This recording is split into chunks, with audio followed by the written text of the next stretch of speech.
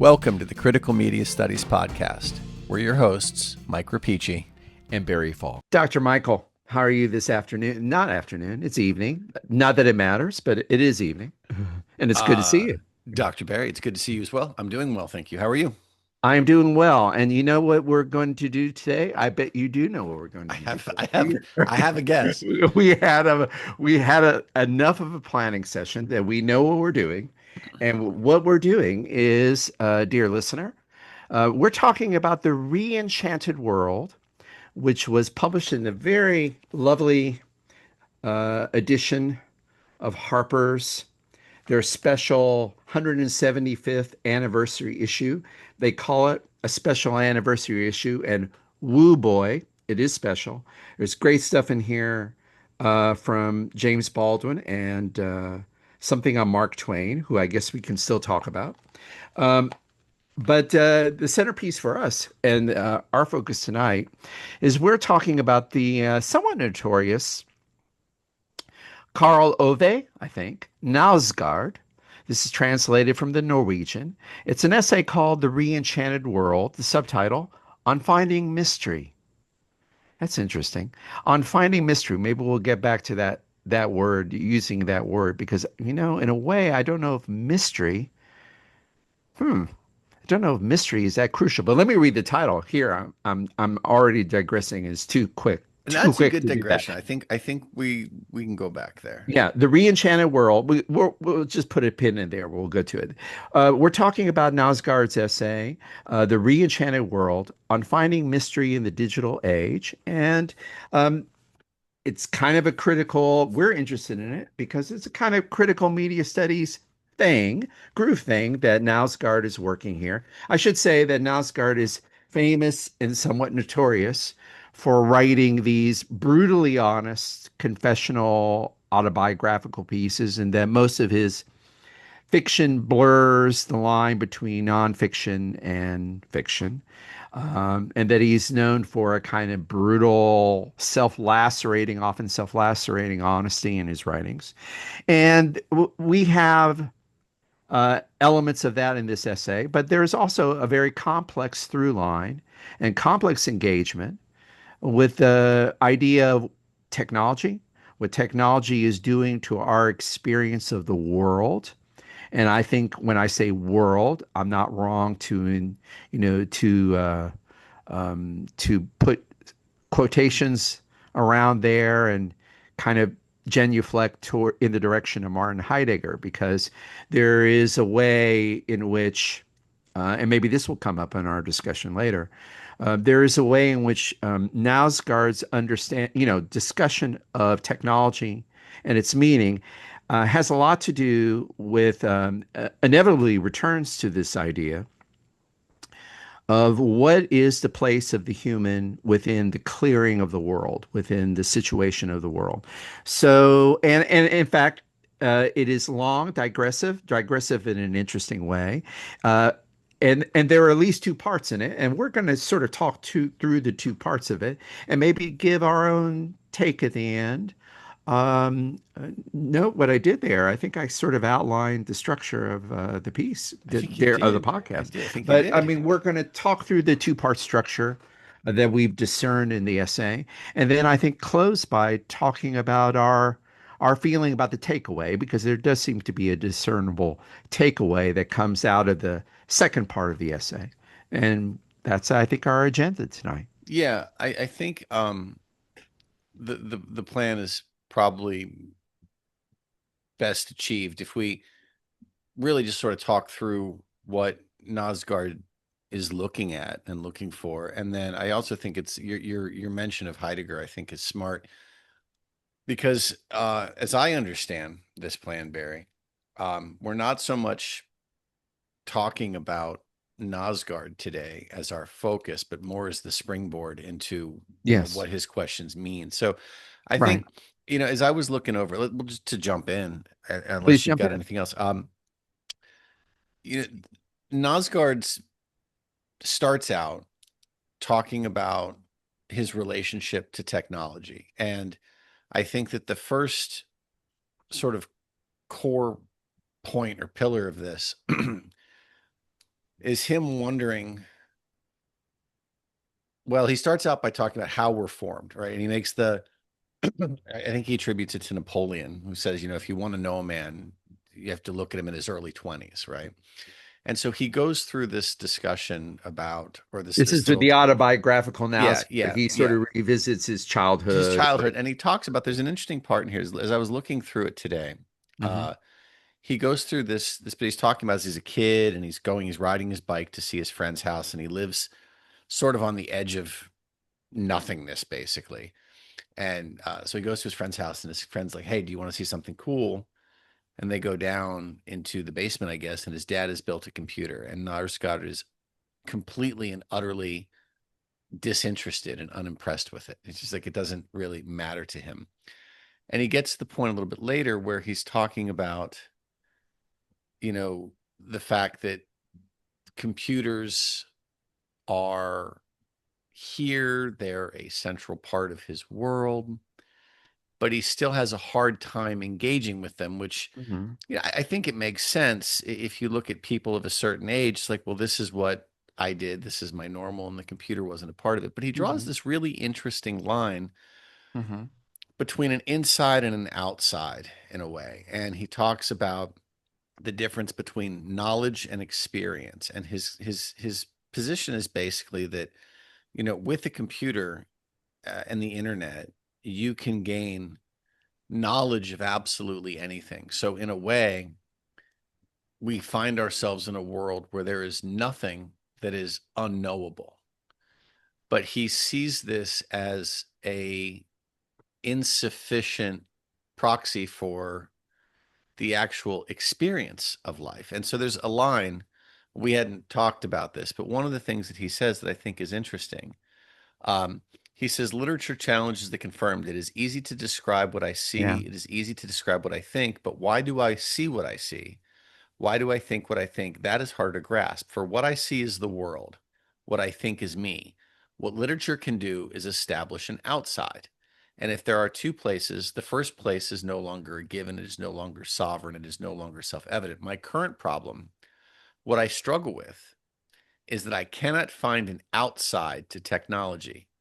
It is as if the outside has disappeared, as if it were no longer a possible place. So, what, as I understand his first, his position before we get to the second part of the essay, is that he seems to feel that the ubiquity of computerized technology and the internet has on the surface opened up this vast wealth of information, which is true, but that the information is not an adequate substitute or stand-in For for experience. experience. And so we know stuff, but it's sort of disembodied stuff because it is separate from us and our own experiences. And there's no, I think he's feeling this anxiety, or the fact that the experiences that we have are impinged upon by the prevalence of and the rapid spread of technology, that in a way our ability to actually experience things firsthand is getting choked out. Beautifully, very well put. I have nothing to add to it except I think actually my only addition will be um, in the spirit of what you did. You spontaneously read a resonant passage from here. And I think I have spontaneously, I think I have a resonant passage here that where he is where Nausgaard is sort of working over the same groove thing, Mm-hmm. working the same groove thing, where he is talking about and so this is our way, I guess, of doing part one of this Right, discussion right. and part one of the essay, which is his anatomy of the problem. And you very well expressed it, and you found a very relevant quote. I'm going to add another quote to it because I think this is also part of the problem. There's the problem of being alienated from the world. Mm-hmm. Well, rather, what you said. There is a problem that we become with too much information or with access to instant information. One of the things is so many pluses with that: instantaneous communication, the mental ability to traverse great spaces, Hmm. big advantages. What's the disadvantage? A kind of impoverishment, as you were speaking about, a kind of impoverishment of experience. And then there is, I think, another layer of alienation that he diagnoses, and he writes very eloquently about it in this passage, not too far from the passage you read.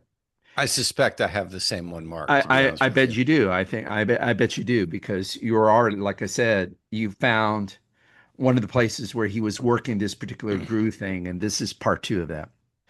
It feels as if the whole world has been transformed. So this is kind of the other sort of effectivity or um, effect. I'll just say that it's a little bit less pretentious to say effect of media culture. It feels as if the whole world has been transformed into the images on the screen, into images of the world that are projected on the screen, and has thus been drawn into the human realm, which now encompasses everything. There is no place, no thing, no person or phenomenon that I cannot obtain as image or information. That's the good part of it. Right. But it necessarily leads to the deprivation of experience that you talk about. One might think this adds substance to the world, since one knows more about it, not less. But the opposite is true. It empties, interesting choice of verb. It empties the world. The world becomes thinner. That's because knowledge of the world and the appearance of the world are two fundamentally different things.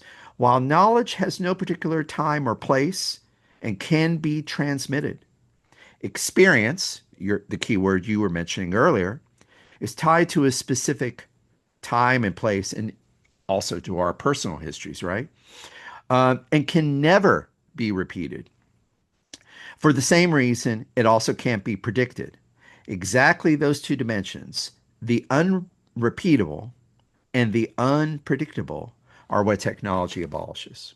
So That that's seems to be funny. the big problem. That is exactly the Yeah. passage I had. And Yeah. that's yeah, his problem, right, is that the internet is not arranged chronologically, and it is Right. not defined experientially. And so you have all of this information that is essentially decontextualized in terms of our first person experiences with it, and sort of disembodied, right there. We And don't have disembodied, very, very. I don't think he uses that term in that no. paragraph. I don't recall that, but that is that. The alienation comes from disembodiment. And I think that's dead on. Yeah. That's dead on. Do you have another gloss on this, or if not? I think I have a transition to part two. We'll be really efficient. I will just say that I find it compelling, and there's my gloss. Let's do a transition. Okay, so after this really beautiful melancholy in his mode, evocative description of the problem, uh, and this is one of the great things about the essay. He doesn't stop there. Like he could have stopped and said, "Well, technology, man, that's alienating." And goodness knows we would, that would not be a new story. But as you mentioned in the passage earlier, I mean, he takes literature, the idea of literature seriously, and so he's going to write about this subject in what he conceives to be a literary way. He wants to push it and find a new angle on it. And so the second part of the essay, we see him actively searching out and finding, he thinks, um, some practical answers to the problem of alienation and of image saturation that he speaks about. So, on the way toward the solution, and I want you to talk a little bit more about the second part of the solution, but I think this paragraph can be an interesting hinge. So, halfway at the halfway point, he invokes a favorite. We haven't done a program on him, but we have done several things on Bernard Stiegler and this French historian of science and technology, uh, Gilbert Simondon. is one of Stiegler's major influences, and particularly he's important for Stiegler. He in that he represents a possibility of overcoming a merely negative view of technology. And what else Simondon represents is ably described by Knausgaard. So let me read the passage. At the same time, I came across an interview with a philosopher unknown to me named Gilbert Simondon. In 1938, is that right? 58. 1958.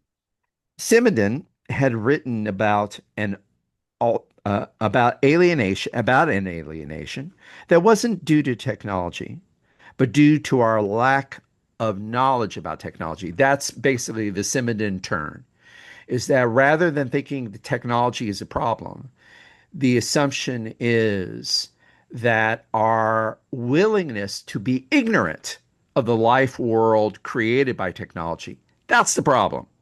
And partly Simondon wants to remedy that by increasing our awareness in a very, and this is what Stiegler, of course, takes from him, broadening our view of technology so that we understand the various ways in which technologies and tool making and developments in tool making have not gotten in the way of the human, but have actually helped forge the human. Continuing in the passage, if I can do that. um, due to our lack of knowledge about technology. By treating technology as a mere tool, not as a tool with profound effects, as a mere tool, reducing it to its utility and denying its inherent dignity and complexity, and by elevating it to mystical status, i.e., now here, thinking about the mystery in the title, mystery is a bad term because mystery means like a kind of ignorance almost a fear to interact, something that you revere, but you also don't touch and you don't interact with. See, I By read that. elevating it, I'm sorry. I'll come back to it, but I read that a little differently. Okay. Oh, no. Well, let me finish this. I'd like to hear what you're saying. By elevating it to mystical status, seeing it as an autonomous threat or an alien entity beyond human understanding. So what is your gloss? So, and I could be way off. It wouldn't be the first time, but my understanding is so it's the Re-enchanted World on finding mystery in the digital age. Yeah. The problem with the digital age, and I think part of the problem that Nosgard is dealing with, is that it becomes a factual facsimile of a lived existence. And Yes. in that Yes. regard, and as we know, like with all things digital, even the hallucinations of AI are traceable to ones and zeros. They're predictable in their own ways. The difference is that experience of things is going to always involve an element of mystery. And I Ah. think that he's Mhm. chasing that. And it's interesting that we're here at this spot, because right before this section, he talks about the garden, and I mean, I see the discussion of the garden as sort of his mode Yes. of The getting lead into, into this. Yeah. Yeah. but it's an apt one here because he's talking, so Simondon is basically saying, look, this is scary because we don't understand it, we don't We know don't. it, Right. it exists, it's Right. foreign to us, and as Nosgard begins, he's saying, look, it's alien to me. It's not interesting to me. It never has been. And so now I'm come face to face with it and I'm stuck trying to kindle some sort of interest or engagement that isn't necessarily natural or organic to my being. The thing that I find interesting here is he talks about a garden that he has, which was a place he goes to write and work. And he has somebody else tend it for him. And he is and that's crucial, right? And somebody else is tending his garden, and the garden is going to be the analog here for technology Right. or an unexperienced phenomenon, we'll say, right? And he it all dies, and he calls this guy and says, hey, can you replant and redo this stuff? And his guy says, sure, but it's better if you do it. And so begrudgingly, he gets his dirt and his plants and his spades and whatever. And he, like Barry, goes out and plants not tomatoes, but And he learns the importance of the tomato garden, which becomes a place of peace for him, it as it is. It's was in where my song. dreams are, We're whatever. dreams.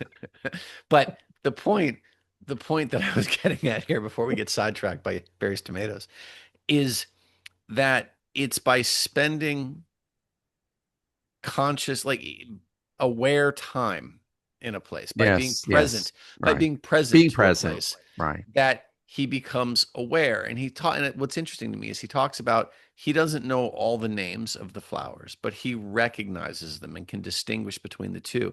What's kind of problematic for me in this example is that this Before is, you tell me, hold your thought yeah, about what's problematic, but help me here. I thought this might be a place where we can draw a line between our episode now and a previous episode. The way in which you describe the enlightenment through gardening, I just sort of flashed on it. It sounded like themes we were addressing in the Jenny Odell essay. And or no, you don't think it's maybe okay? Well, I got in the way of your example. no, no, Let me you're let me fine. finish. Just, I guess what I was going to say is he's talking about Simondon and alienation to technology, about lack of technology.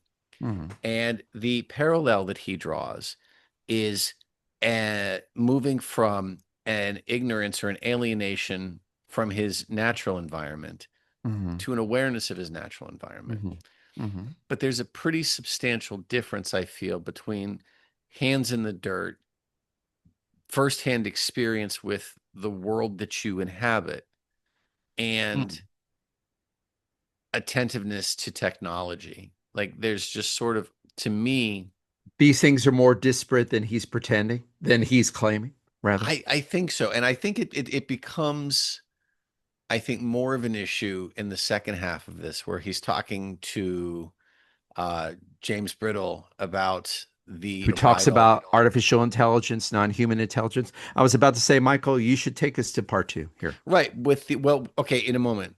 Yes, let's go. We'll table the, I wonder, I guess what I just want to say is Yeah, well, no, finish your point, but I think we're at the pivot here yeah, to yeah.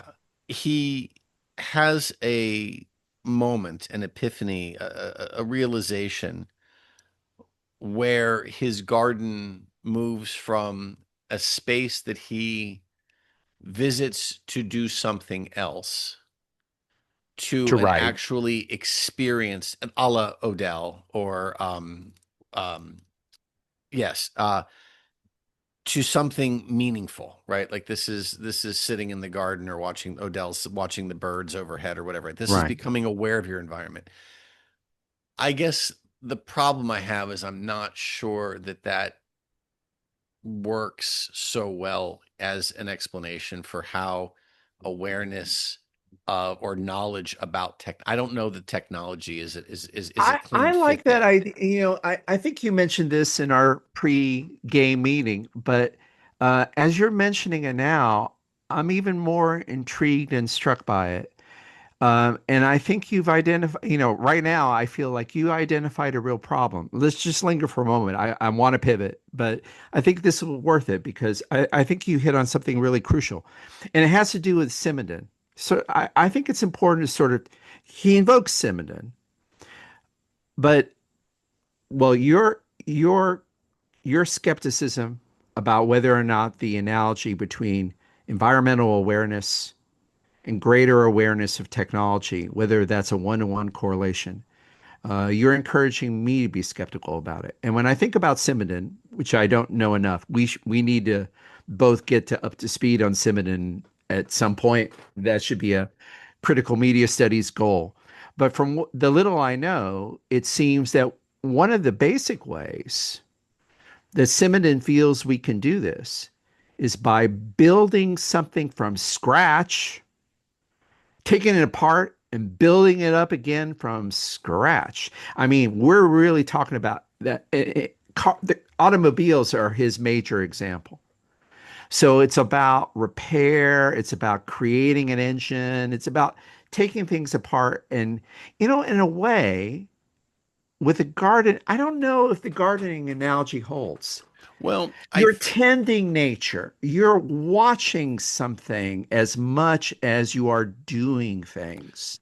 so I think it's the right example for what he's trying to do. And this will be our pivot to James Bridle and explaining how they are a part of this discussion. Um, he's so let me go back to the essay and just read a section here. I'm going to cherry pick a little bit. He says, this is Nosgard. Of all the books I read, one stood out. It is called Ways of Being and is written by the British author and artist James Bridle. It is about the different forms of non-human intelligence. The starting point is that the new intelligent machines are in no way neutral, but have been created in a specific environment under certain conditions, and that they reflect that. Bridle calls their intelligence corporate intelligence. Quote, what would it mean to build artificial intelligences and other machines that were more like octopuses, more like fungi, or more like forests? Bridle writes and also touches on other forms of computers, organic ones, computers made of crabs, bees, pigeons, termites, water, computers made of crabs, exclamation point. He goes on a little bit further. Beer's idea, according to Bridle, what quote was that if these two systems, the pond and the factory, nature and the machine, right, could be brought into some kind of relationship, then the changes in one would trigger changes in the other. So he seeks out this author and artist, James Bridle, who is working at the intersection of nature and machine Technology, and machines. technology, right? And so, in theory, I guess you could say this is the intersection of knowledge and experience. I mean, these are the two walled off Right, worlds right, right, right. that we're trying to Bring together. that Nosgard is trying to reconcile Right, and right. work Better together. ways. Yeah. My concern here, and this is going to sound like I'm really picking at nits, but I think that it's a significant one. I feel it's significant, is that when we talk about non-human intelligence, right?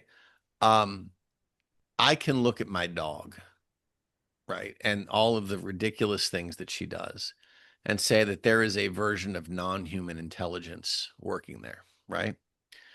But when I get to machines, and we've talked about this in other contexts and scenarios, I struggle with intelligence as a version of decision making, as a version of consciousness. And that to me is at the core of what intelligence means. So I don't have a problem with non-human Even in intelligence. non-human intelligence, Michael, Well, even in animal intelligence. the, I mean, obviously through our discussions, we've kind of been all together on the point that what most writers are willing to say is machine intelligence. We're thinking, I don't know. that's where I draw the line. Is Yeah. for me, I don't have a problem with the idea of non-human intelligence. But Uh-huh. when we get to what we call machine intelligence, Right. to me, that feels more like machine computing power. And And he is confusing that with well, I don't know if he's confusing. He's certainly conflating it. mhm. And I have a hard time when you're still at your core dealing with ones and zeros, dealing with algorithms, right? Just very, very fancy math problems here. That to me, and I'm sure I just upset somebody by saying it that way, but that to me is not intelligence, it's power. And there's a difference between the two, right? My dog, the birds that fly around, there's a version of non-human intelligence in play there. But I don't But see it's that. not necessarily linked to computing power, right? Or Well, data recognition. it may be, but there's consciousness. And I feel like who was it that this was around we were talking about Dune. Benjamin Labatut. Yes. that one that was really sort of a touchstone for me because Hmm. it was an interesting and I think well articulated discussion about the difference between what artificial, I mean, it is artificial intelligence. It is not, by its name, it is not It's not authentic intelligence. consciousness. It's not It's conscious intelligence. it's not human. It's not human consciousness. Well, and it's a touchstone for me as well.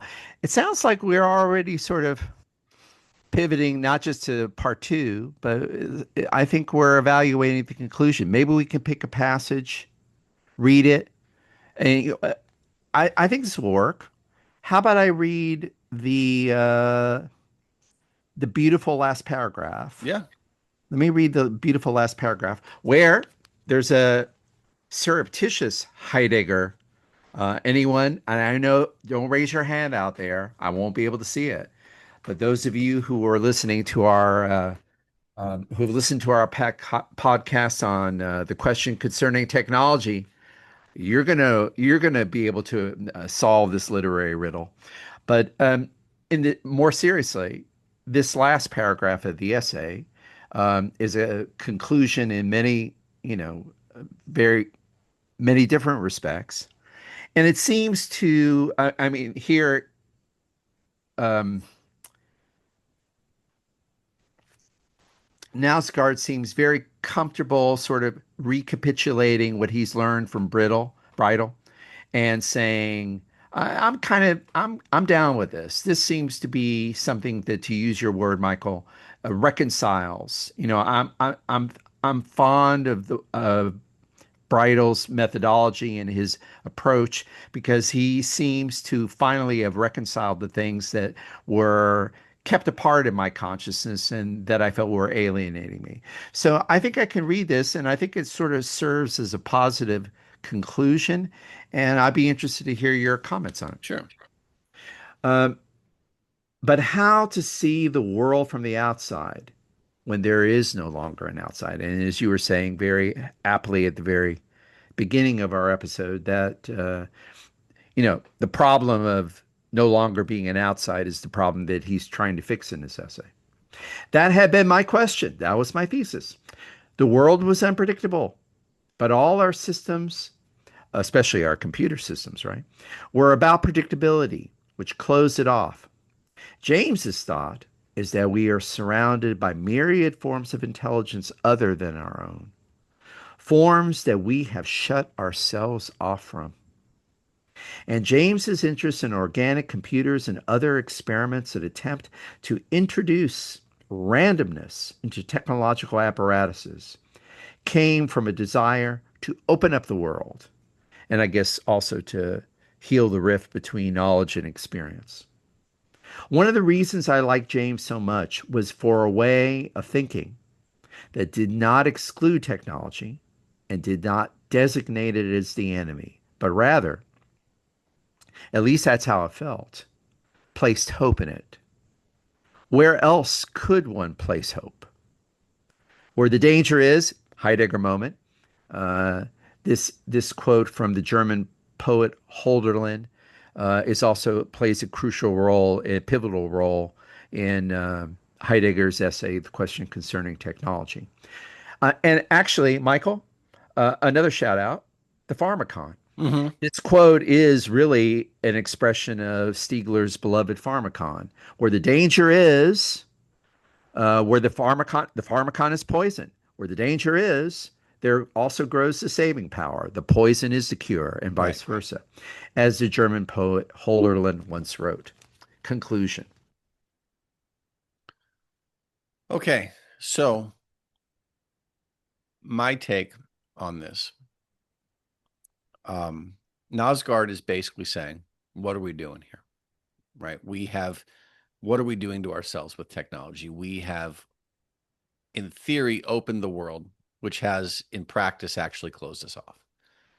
And uh, James seems to be of the mind of Simondon, saying we need to push further, we need to understand more. And his answer to this, which I don't know that we really did justice to tonight, but is to merge the lived experience, the lived world, and the technology. We need to find a way to bring these two together. And I I guess think that's what primarily by playing with nature. I mean, I'm trying to think about how does how's Bridle sort of, you know, healing the divide? It's because he is thinking about octopuses and crabs and crab consciousness. Is nature, I mean, isn't this perhaps, I mean, this is an implied, maybe a critique. Is he kind of using an idea of nature in order to force a solution here? I mean, here I'm talking about Bridle. I feel in a way, maybe, right? Like this speaks to a perspective that says, again, invoking the pharmacon, right? That at a certain point, we've done these questionable, potentially terrible things with technology, and the only way around them is with more technology. Yes, right, right, And right. I feel like at a certain point, we have to sort of stop and realize that not everything needs Bluetooth. I don't need a connected octopus. Maybe it's fine to just stop. And so this seems to me, I'm sorry, that came out kind of funny. It seems to me that Bridal has this very brave approach that we can, merge the two, and this very optimistic, uh, and it may seem, but And hopeful. I mean, he hopeful. characterizes it as hopeful, right? Yeah, but my problem is I see it as like not everything needs to be technologized, if that's a So there's word. a weird way in which, and this would be very anti-Heideggerian. In a very weird, so in a weird way, you're thinking that the technological accelerationism that Nausgaard and I assume Bridle wants to, you know, to a Well, certain extent, they want to I push on the brakes.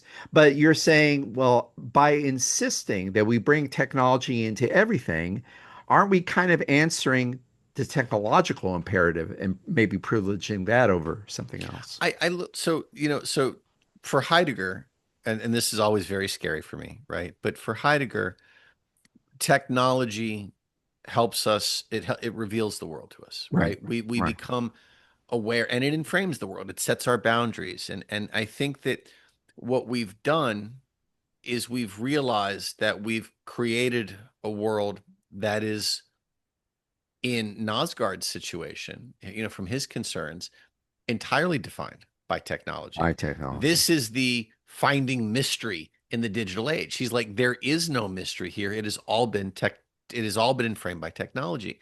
And I don't see it as anti-Heideggerian because I think that there's that Heidegger's very concerned with what technology is doing to nature Hmm. and the massive potential for destruction. And so I see, like, again, not to be snarky here, but what does a computer made of crabs or octopus give us? It gives us more technology in nature. Right. It it is further. This is to me again, at best, this is the pharmacon saying, well, let's spread the poison, but maybe we'll gain something. Yeah. Maybe we'll understand how an octopus works. Right. Nosgard to me is not saying, hey, I need to understand the octopus. I think he's saying maybe it's cool to experience the octopus, but that's not requiring another form of something that looks like intelligence. That's requiring firsthand experience. And so to me, sort of the scary aspect of this, and I don't, there's a part of me that says that James is advocating for this. There's another part of, or Bridal, excuse me. There's another part of me that says that Bridal is just aware of the fact that we're going here anyway. And maybe this in a pharmacological way becomes some Hmm. sort of attempt at preserving things or at least engaging with them in a different language. And the fact that, you and I existed before the computer roots us in this sort of pre-digital age where we're Right. dinosaurs walking around. We don't understand it. But from my analog history and therefore experience and worldview. Mhm. I don't know. This looks like a tech bro's good idea that doesn't really work out to be a good idea. So Bridal's got this, this idea that technology, this what I just called a tech bro idea, that the technology is going to carry us through and is going to sort of help bridge these gaps. And essentially, and he talks about this in the article as well, but that we need to be building more things, that we need to be more personally involved, that we need to make things, and in order to understand this, gets us back to the Simmondon. And I think that the Right, and problem, he's a Simmons surrogate in a weird way. It's he like yeah, in he the essay. he is, but the I guess I don't want to say it's what is a problem. The problem that doesn't get addressed here is that there are massive barriers to that this ability to just pick up and build is not open. It is this is not available to most people. It's not available to most people, and in fact, Bridal is a very special individual that Nausgard had to seek out very literally in Right. order to bring into his essay to even a semblance of resolution. So that's an interesting point as well. Yeah, I mean, I feel like at the end of it, he's back in his childhood where his friend is saying, "Look, this is a computer, isn't this cool?" And he's saying, "Yeah, I don't know, I don't get it." Bridal, excuse me. Except this time, the friend explains that it is cool. In fact, it really is cool if we do it this way. Yeah, but And Nausgard says, I'm not. I don't get the sense that Nosgard's going to go build his solar oven, and and if that's just the very first step, then I don't see this as being a viable way out. as a viable solution. That's a great place, I think, for us to end our discussion of The Re-Enchantment of the World by Karl Knausgaard, available in, I believe, the March issue of Harper's. March 2025 issue of Harper's Monthly Magazine. All right, well, Barry, this was fun. It was fun, Michael. Thanks again. All right. Thanks for listening to the Critical Media Studies podcast. To find out more about the show, check out our webpage at criticalmediastudiespodcast.com.